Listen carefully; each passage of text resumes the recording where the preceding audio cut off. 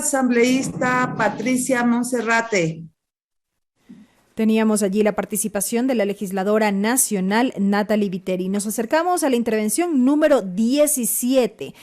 Según ha anunciado ya la señora presidenta de la Asamblea Nacional, Guadalupe Llori, ha otorgado el uso de la palabra a otra legisladora, a quien vamos a escuchar en los próximos minutos. Sesión del Pleno número 753.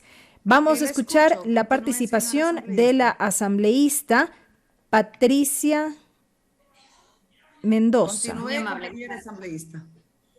Muy amable, gracias. Buenas tardes, colegas, compañeros asambleístas y ciudadanía que nos sigue por diferentes medios telemáticos. Siendo esta mi primera intervención de este nuevo año, aprovecho la oportunidad para desearles a cada uno de ustedes y sus familias un año próspero, donde no nos falte la salud.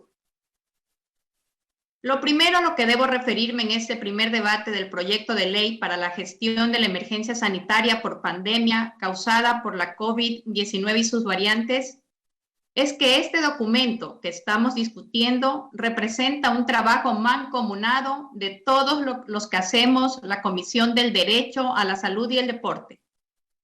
Un trabajo mancomunado que lo hemos hecho por iniciativa propia, sin presiones u órdenes de otras funciones o entidades del Estado.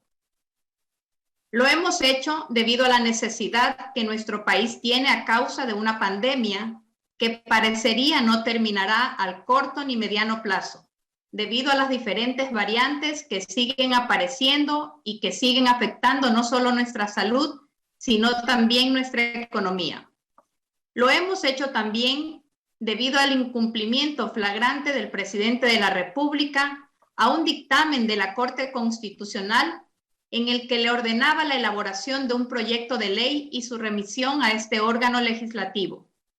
Sin embargo, si bien el expresidente Moreno cumplió de alguna manera con dicha disposición, el actual primer mandatario lo retiró y se comprometió a enviar uno nuevo. Pero hasta la actualidad aquello no ha ocurrido. De tal manera que debe quedar claro en este pleno legislativo que la Asamblea Nacional y específicamente la Comisión de Salud está cumpliendo con el pueblo ecuatoriano y ante la falta de iniciativa presidencial no estamos sometidos a plazo alguno dado por la alta magistratura constitucional. Sin embargo, lo hemos tratado con prioridad y así será hasta la culminación de este proyecto de ley. La salud y la economía, movida por trabajadores y empresarios sanos, no puede seguir esperando, así como tampoco pueden seguir las arbitrariedades del Comité de Operaciones de Emergencias en sus distintos niveles de gobierno, restringiendo, suspendiendo o limitando derechos de manera inconstitucional y que con este proyecto de ley se pretende regular de mejor manera y tratar de poder pasar el bache de esta pandemia mientras dure. Es muy posible que este proyecto tiene aún errores, quizás hasta disposiciones que puedan entrar en conflicto con la Constitución. Pero precisamente estamos aquí debatiendo para nutrirlo de los criterios de todos y cada uno de ustedes, compañeros asambleístas, y de los demás actores de la sociedad que quieran intervenir para sumar. Entrando en materia, compañeros, mucho se ha especulado desde las redes sociales y los medios de comunicación que el proyecto que estamos llevando a cabo es una inconstitucionalidad o un estado de excepción camuflado o mucho más grave, que estamos incumpliendo un dictamen de la Corte Constitucional. Estas alegaciones de ninguna manera son así.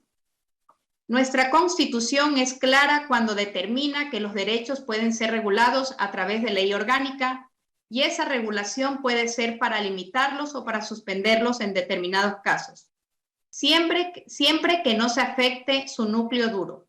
Ahora bien, también es verdad que existe una situación extraordinaria en la que determinados derechos, no todos, pueden ser limitados o suspendidos sin necesidad de ley orgánica, sino a través de decretos ejecutivos de estados de excepción emitidos por el presidente de la República. Esta ley, en observancia de los dictámenes de la Corte Constitucional, está regulando derechos como el de la libertad de tránsito y además esta ley estará vigente por un tiempo determinado. Esto es, mientras dure la pandemia, lo cual puede ser mucho o poco tiempo. Por otro lado, esta Asamblea Nacional no se encuentra cumpliendo ni incumpliendo ningún dictamen de la Corte Constitucional, pues solo podríamos hablar de un incumplimiento legislativo si es que el Ejecutivo hubiese cumplido su parte, de acuerdo al dictamen 1-21-EE/20. Esto es, enviando un proyecto de ley para el manejo de la pandemia que existía y fue retirado por el actual presidente. Ahora bien, el artículo 5 del proyecto de ley que se refiere a las zonas de alerta sanitaria merece que precisemos de mejor manera qué debe entenderse por esto, a fin de evitar interpretaciones antojadizas de las autoridades de riesgo o de salud. De igual manera, en este artículo se habla de planes de contingencia, cuando lo correcto debería ser planes de emergencia.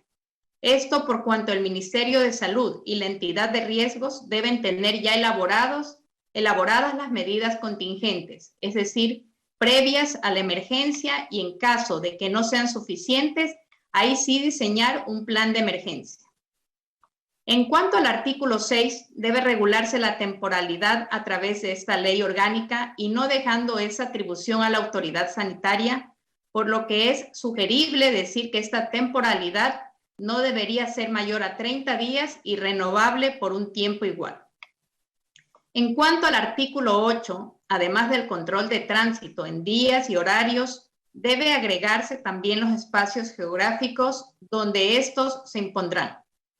En este mismo artículo también se dice que en el plan de contingencia debe establecerse los aforos para lugares abiertos públicos o reuniones.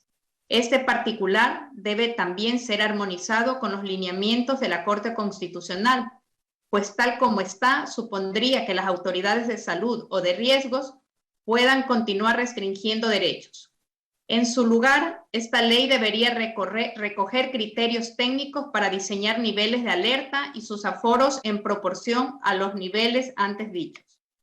Respecto al artículo 9, en sus dos últimos incisos, existe una concurrencia de competencias para hacer los controles mientras exista la declaratoria de alerta sanitaria. Esto debería ser subsanado estableciendo que el Consejo Nacional de Competencias transferirá las competencias a los gobiernos autónomos descentralizados. En el artículo 16, en el tercer inciso del artículo 19 y el tercer inciso del artículo 22 del proyecto de ley, debe mejorarse la redacción en el sentido de que, abro comillas, solo en los casos de que las medidas contenidas en la ley, así como los planes de contingencia y planes de emergencia de la Autoridad Sanitaria Nacional, y que las acciones coordinadas por el Comité de Operaciones de Emergencia Nacional, provincial o cantonal no sean suficientes para enfrentar la emergencia causada por el COVID-19 y sus variantes, habilitarán excepcionalmente al presidente de la República a decretar las medidas que correspondan. Cierro comillas. Esto en virtud de que, tal como está redactado el artículo, el presidente de la República estaría habilitado para seguir decretando estados de excepción si considera que la ley no es suficiente. En el artículo 25 debe eliminarse su segundo inciso, pues ya se encuentra contemplado como disposición transitoria y el plazo deberá ser fijado en 30 días, debido a la urgencia de las situaciones que regula esta ley. En cuanto a la disposición general segunda, el beneficio laboral debe ser extendido a las personas con discapacidad, aquellos que tienen a cargo una o un sustituto. Además, la solicitud de teletrabajo debe ser aceptada de inmediato y no en 15 días. Estas observaciones, que son de carácter formal, serán enviadas por escrito a la comisión para su consideración para el segundo debate. Señores asambleístas, la pandemia ha venido para quedarse un tiempo más todavía y debemos combatirla con leyes eficaces y eficientes que no impliquen la transgresión de nuestros derechos y detener la economía, pues otro confinamiento solo terminaría de acabar con la frágil situación de nuestro país. Muchas gracias y señora presidenta Patricia Montserrat, Mi apellido es Mendoza Jiménez. Mi segundo nombre es Montserrat. Muchas gracias. Intervención del asambleísta representante de Esmeraldas, Patricia Mendoza, en este debate.